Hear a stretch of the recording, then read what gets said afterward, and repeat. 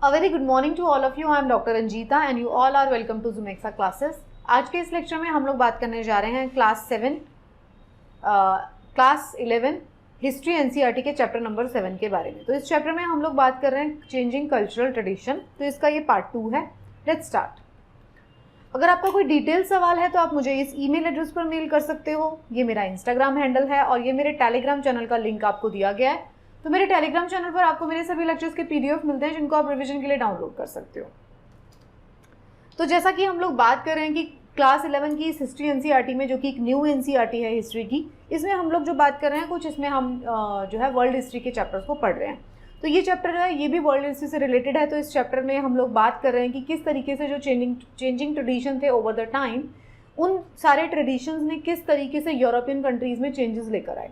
तो हमने बात किया था इसके फर्स्ट पार्ट में कि किस तरीके से जो अलग अलग चीज़ें थी 14 सेंचुरी से लेके जो 17 सेंचुरी थी, किस तरीके से यूरोपियन कंट्रीज़ में आपको चेंजेस देखने को मिलते हैं। हमने बात किया था टाइम पीरियड का कि डार्क एज कौन सी थी। हमने बात किया था मिडल एज कौन सी थी यूरोप के अंदर, early middle age, later middle age और फिर मॉडर्न पीरियड। हमने उस टाइम जोन को भी क्लासीफाई किया। हमने देखा कि किस तरीके से जो इटली था वो, जो कि रोमन एम्पायर के टाइम पे बहुत ज़्यादा इंपॉर्टेंट हुआ करता था, बट रोमन एम्पायर के फॉल के बाद एक डार्क एज आ जाती है, जिसका फिर से मतलब इटली का जो फिर से रिवाइवल होता है वो मिडल जो एज है उसके आने के साथ साथ होता है। हमने देखा था किस तरीके से अलग अलग वेस्टर्न कंट्रीज़ में अलग अलग तरीके का कल्चर शुरू हो जाता है। जब मिडल एज आती है तो फिर किस तरीके से चेंजेस देखने को मिलते हैं। हमने बात किया था कि कल्चर में यूनिवर्सिटी एंड ह्यूमनिज्म में किस तरीके के चेंजेस देखने को मिले। हमने बात किया कि किस तरीके से पेंटिंग स्टाइल्स चेंज होते हैं। हमने देखा कि ह्यूमनिस्ट व्यू ऑफ हिस्ट्री क्या था, उसके अंदर हम ह्यूमनिज्म की बात करते हैं, वो क्या था। हमने टाइम पीरियड की बात किया, फिलॉसफी में किस तरीके से चेंज आए। ये वो वाला टाइम पीरियड था जो मिडल एज की अगर हम बात कर रहे हैं। तो इसमें सिर्फ और सिर्फ यूरोप के अंदर ही नहीं, अरब कंट्रीज़ के अंदर, इंडिया के अंदर, अफ्रीकन कंट्रीज, सारी कंट्रीज़ के अंदर अलग अलग डेवलपमेंट देखने को मिल रही है। तो अब जो है यूरोपियन वर्ल्ड जो है बाकी के लोगों के साथ कनेक्ट कर रहा है, तो बाकी के लोगों के जो आइडियाज़ हैं वो भी यूरोप के अंदर पेनिट्रेट कर रहे हैं। तो उस पर्कुलेशन ऑफ आइडियाज़ की वजह से किस तरीके से चेंजेस देखने को आपको मिलेंगे, ये हमने इस चैप्टर में हम लोग बात कर रहे हैं। तो हमने देखा कि आर्टिस्ट और रियलिज्म जो है उसके अंदर क्या चेंजेस आपको देखने को मिलते हैं। हमने बात किया आर्किटेक्ट के अंदर कौन से चेंजेस हैं। ये सारी चीज़ों के बारे में हम लोग बात कर चुके हैं। फर्स्ट प्रिंटेड बुक के बारे में हमने बात किया कि जो चाइनीज़ पीपल हैं उन्होंने उनको ये सारा श्रेय जाता है कि वो पहली बार जो है प्रिंटिंग को लेकर आए, राइट। तो प्रिंटिंग जब आती है तो वो धीरे धीरे सारे वर्ल्ड में फैलना शुरू हो जाती है। लोग प्रिंट करना शुरू कर देते हैं किताबों को। पहले जो हाथों से लिखी जा रही थी, अब वो किताबें प्रिंट होने लगी हैं। अगर प्रिंट होने लगी हैं तो लोगों तक इन्फॉर्मेशन पहुंच रही है। तो ये सारे रिवोल्यूशनरी चेंजेस आ रहे थे क्योंकि साइंस में डेवलपमेंट हो रही थी, आर्ट में डेवलपमेंट हो रही थी। हमने देखा था कि जो आर्टिस्ट थे अब वो डॉक्टर्स के साथ जाकर ह्यूमन बॉडी को स्टडी कर रहे हैं और उस ह्यूमन बॉडी को स्टडी करने के बाद वो अपने पेंटिंग्स और स्कल्पचर्स को बना रहे हैं। तो आप देखिए उनकी एक्यूरेसी का लेवल क्या होगा। सिमिलरली ज्योमेट्री का आगमन हो चुका था, तो ज्योमेट्री को स्टडी किया जा रहा है। तो इसी वजह से आप इटालियन आर्ट को देखेंगे तो वो बहुत ही ज़्यादा सुपीरियर फॉर्म ऑफ आर्ट है, चाहे वो किसी भी फॉर्म में आप बात करें। तो इस तरीके से हमने जो थे वो फर्स्ट पार्ट में चेंजेस देखे। अब हम सेकेंड पार्ट में हम बात कर रहे हैं कि a new concept of human beings जो होता है वो डेवलप होता है। 14 से लेकर 18 सेंचुरी जो है, 18 सेंचुरी तक के टाइम पीरियड की हम बात कर रहे हैं। तो इटली में पहले क्या था, तो Italy was strongly attracted, Italians were strongly attracted by material wealth. तो इटली के लोग क्या करते थे, उनको मटीरियल वेल्थ बहुत ज़्यादा पसंद है, पावर, ग्लोरी, ये सब उनको बहुत ज़्यादा पसंद है, बहुत ज़्यादा रिलीजियस है। तो क्या होता है, ह्यूमनिज्म का एक फीचर होता है, ह्यूमनिस्ट कल्चर का feature of the humanist culture was reducing the control of religion in human life. तो जो रिलीजन है पहले बहुत ज़्यादा इंपॉर्टेंट था।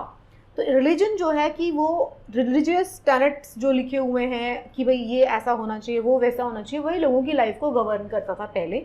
बट अब क्योंकि ये मिडल एज का टाइम शुरू हो गया था, तो इसमें क्या है, यूरोप के अंदर आपको देखने को मिलेगा कि यूरोप के जो लोग हैं वो बात करना शुरू कर देते हैं कि रिलीजन जो है हमारी पर्सनल ह्यूमन लाइफ को कंट्रोल ना करे, या कुछ ऐसी बातें अगर रिलीजियस बुक्स में लिखी हुई हैं which are contradictory to the survival और contradictory to the modern life, they should be discarded. तो इस तरीके के थॉट्स जो हैं वो यूरोप के अंदर आपको देखने को मिलेंगे। अब हम सेकेंड पार्ट में बात कर रहे हैं। तो ह्यूमनिज्म का मतलब क्या होता है, individual work capable of shaping their own life through means other than power and money. तो भाई ह्यूमन का जो माइंड है, ह्यूमन का जो क्वेस्ट है, उसकी वजह से शेप हो सकती हैं चीज़ें। ज़रूरी नहीं है कि उसके अंदर रिलीजन, पावर, मनी ये सारा रोल प्ले करे। तो जो आइडल्स थे ये अगर आप इस तरीके की बातें करेंगे तो रिलीजन क्या कहता आया है कि फ्यूडल सिस्टम क्या कहता है कि एक क्लर्जी होनी चाहिए, नोबैलिटी होनी चाहिए और थर्ड एस्टेट होनी चाहिए, थर्ड एस्टेट के पास कोई राइट नहीं होनी चाहिए। सेम ही है वो एक तरीके से। आप देखेंगे अगर इंडिया के केस में, इंडियन सब कॉन्टिनेंट के केस में अगर मैं कंपेयर करती हूँ तो ये सिमिलर सा आइडिया है कास्टिज्म वाला, राइट, वर्णा सिस्टम वाला।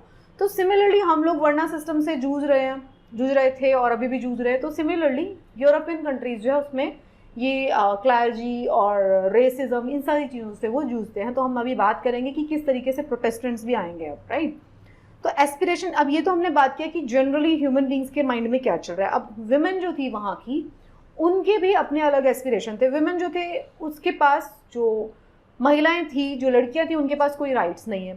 तो अब वो new ideas of individuality and citizenship जो था उसके अंदर वुमेन को कोई राइट नहीं दिया गया। सिटीजनशिप दी गई, इक्वालिटी दी गई, इंडिविजुअलिटी दी गई, लेकिन वुमेन को उससे सेग्रीगेटेड रखा गया। जितने भी थिंकर्स थे उस टाइम के, एक आध को बारिंग फ्यू, वो सब क्या सोचा करते थे कि वुमेन का रोल जो है वो सिर्फ फैमिली सेंट्रिक होना चाहिए।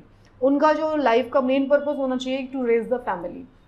अगर कोई ऐसी वुमेन है which is having the scientific quest, तो उसको वो डिस्कार्ड कर दिया करते थे कि भाई वुमेन को जो है अपनी फैमिली को सपोर्ट करने में ही काम करना चाहिए, क्योंकि मेल डोमिनेटेड सोसाइटी थी। तो ये इसलिए मैं बात कर रही हूँ कि ये सिर्फ और सिर्फ इंडिया या इंडियन सब कॉन्टिनेंट या एशियन कंट्रीज इससे सफ़र नहीं करते, इससे पूरा वर्ल्ड सफ़र करता है इस कॉम्प्लेक्स से, जिसमें मेन को सुपीरियर माना जाता है और वुमेन को इन्फीरियर, राइट।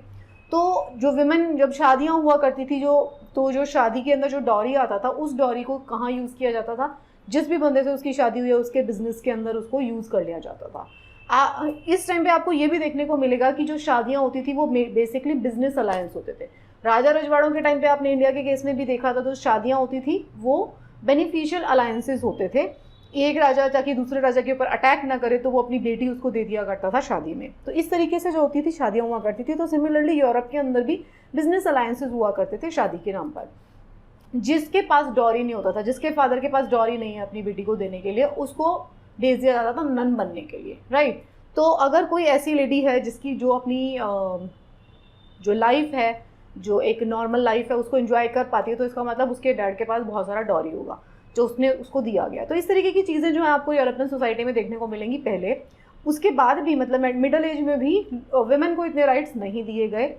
कुछ जो मर्चेंट्स की फैमिली वाली जो लेडीज़ थी वो ज़रूर मतलब अपने उनके बिज़नेस के अंदर देखा करती थी। वो कब देखा करती थी? जब उनके हस्बैंड्स या जो male members of the family हैं वो बाहर जाते थे वॉयज के लिए और बाहर जाते थे बिजनेस ट्रिप्स के लिए। तो उस टाइम पर जो उस फैमिलीज़ की विमेन थी उनको राइट मिल जाता था कि वो उनके बिजनेस को संभालें। तो इस क्लास को छोड़ के बाकी किसी के पास कोई राइट नहीं थे विमेन के पास।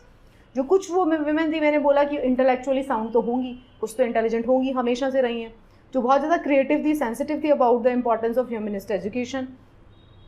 तो वो क्वेश्चन कर रही थी, तो उन्होंने इस चीज़ को क्वेश्चन किया कि भाई ऐसा नहीं होना चाहिए। So women's writing revealed that their conviction that they should have economic power. तो उस तरीके के राइटिंग्स आपको उस टाइम पे देखने को मिलेंगे जिसमें बात की जा रही है कि वुमेन को पॉलिटिकल राइट्स होने चाहिए, इकोनॉमिक राइट्स होने चाहिए। तो ये सारी चीज़ों के बारे में बात की गई। बट बेसिकली हम पढ़ रहे हैं उस टाइम की सोसाइटी कैसे थी, राइट। ये तो था विमेन वाले स्फीयर में हमने देखा डिबेट। अब क्या है रिलीजन के स्फीयर में, क्रिश्चियनिटी के स्फीयर में भी बात हो रही है, डिबेट विद इन क्रिश्चियनिटी। तो क्रिश्चियनिटी के केस में क्या हो रहा था, 14 एंड अर्ली 16 सेंचुरी में क्या हो रहा था, बहुत सारे स्कॉलर्स और university in north Europe were attracted to the humanist idea. उनको ह्यूमनिस्ट आइडिया क्या कहता है कि ह्यूमन बीइंग जो है without religion, without power, without money जो है अपने अपलिफ्टमेंट में केपेबल है, राइट। तो ह्यूमनिस्ट आइडियाज जो है चर्च तक भी पहुंच जाते हैं, मेंबर्स ऑफ चर्च तक। तो वो क्या करते हैं कि जो चर्च का कंट्रोल है लोगों की इंडिविजुअल लाइफ में, अननेसेसरी कंट्रोल, वो हट जाना चाहिए। तो इस तरीके की बातें होनी जो शुरू हो जाती हैं कि फ्री और रैशनल एजेंट्स जो है ह्यूमन बींग्स हैं, तो चर्च उनको कंट्रोल ना करे।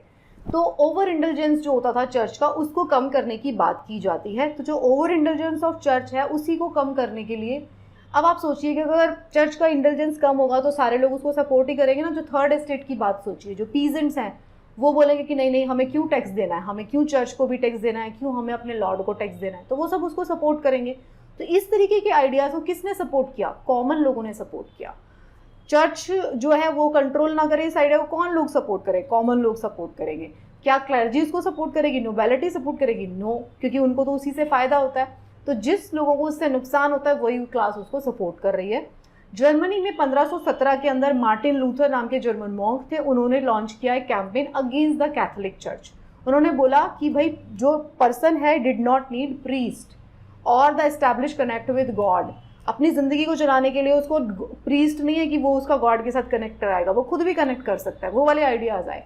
आप इसको कंपेयर कर सकते हैं इन आइडियाज़ को इंडिया के फिलोसॉफिकल आइडियाज़ के साथ। इंडिया के अंदर जो फिलोसॉफिकल थिंकर हुए, चाहे हम कबीर की बात करें, नानक की बात करें, बुद्ध की बात करें या जैन की बात करें, महावीर की बात करें, तो आप देखेंगे कि उन्होंने क्या बोला कि आप अपने आप से खुद से मेडिटेशन करके भगवान के साथ कनेक्ट कर सकते हो। सिमिलरली ये वाले आइडियाज़ आते हैं कि आपको पुजारी की ज़रूरत नहीं है कि आपको भगवान से कनेक्शन एस्टैब्लिश करना है, आप खुद भी कर सकते हो। तो इस तरीके की जो मूवमेंट्स हैं उसको प्रोटेस्टेंट रिफॉर्मेशन कहा गया। तो एक नया सेक्ट आता है क्रिश्चियनिटी के अंदर, प्रोटेस्टेंट वाला। ये सारा कहाँ आता है, किस लोगों के बीच में आएगा? ऑब्वियस सी बात है, उन लोगों के बीच में आएगा जो लर्नेड हैं, जो समझ सकते हैं। लेकिन जो गांव हैं उनके अंदर कैथोलिक कल्चर जो था वो अभी भी डोमिनेट कर रहा था। प्रोटेस्टेंट जो कल्चर था वो सिर्फ और सिर्फ उस क्लास के बीच में आ पाया जो कि समझदार थी, जो पढ़ी लिखी थी, कॉमन लोगों के बीच में से, राइट। तो ये सारी चीज़ें आपको देखने को मिलेंगी।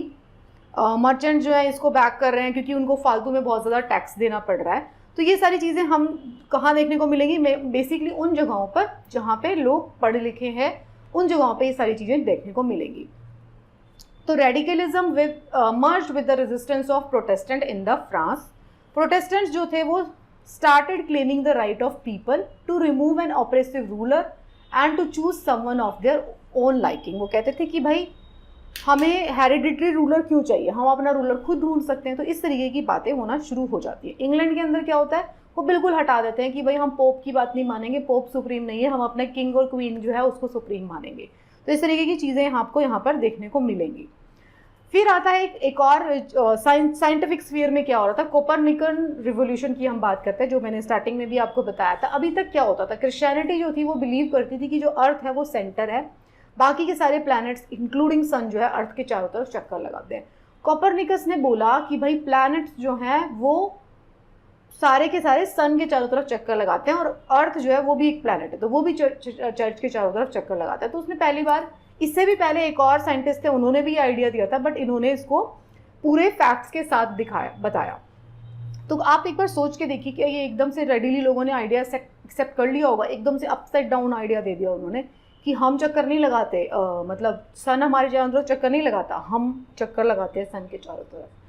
तो इतना ज़्यादा रेजिस्टेंस देखने को मिला। अगर आप हिस्ट्री में इस वाली चैप्टर में या इस बात के बारे में डिटेल में पढ़ेंगे तो आपको समझ में आएगा कि इतना ज़्यादा रेजिस्टेंस देखने को मिला चर्च के द्वारा कि ऐसा कैसे हो सकता है, जो अर्थ जिस पे पोप रहता है, जिस पे लोग रहते हैं, वो कैसे सन के चारों तरफ चक्कर लगा सकती है।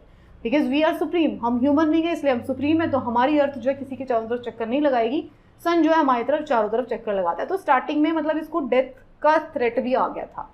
तब मतलब सोचिए कि ये इस तरीके के आइडियाज़ हैं, जिस टाइम पे वो बेचारे साइंटिस्ट जिंदा रहते थे अपने लाइफ टाइम में, उनके आइडियाज़ को उतनी रिकॉग्निशन नहीं मिल पाती थी, उनके आइडियाज़ को रिकॉग्निशन मिलती है उनके मरने के बाद। ऐसे बहुत सारे साइंटिस्ट आप देखेंगे जिनको उनके मरने के बाद ज़्यादा रिकॉग्नाइज किया जाता है, उनके मरने के बाद उनको प्राइजेस दिए जाते हैं, और ह्यूमैनिटी हम उनके बारे में पढ़ रहे हैं।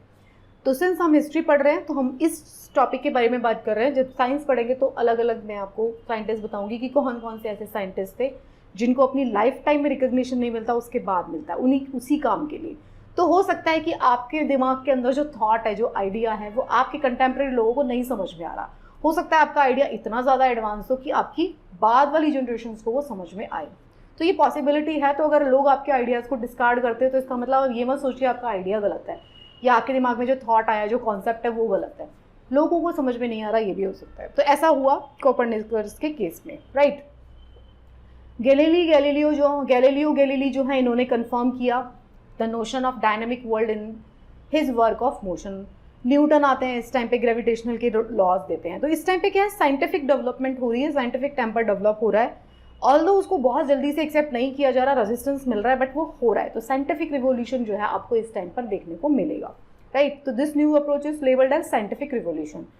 तो गॉड का जो रिप्लेसमेंट हो रहा है नेचर के द्वारा। अब ऐसे बहुत सारे लोग आपको मिलेंगे जो कि गॉड को नहीं मानेंगे, सुप्रीम पावर, वो नेचर को मानेंगे। तो इस टाइम के सोसाइटी जो थी जिसमें साइंटिफिक टेम्परामेंट डेवलप होना शुरू हो गया था, तो लोगों ने गॉड को रिप्लेस करना शुरू कर दिया नेचर के साथ, राइट।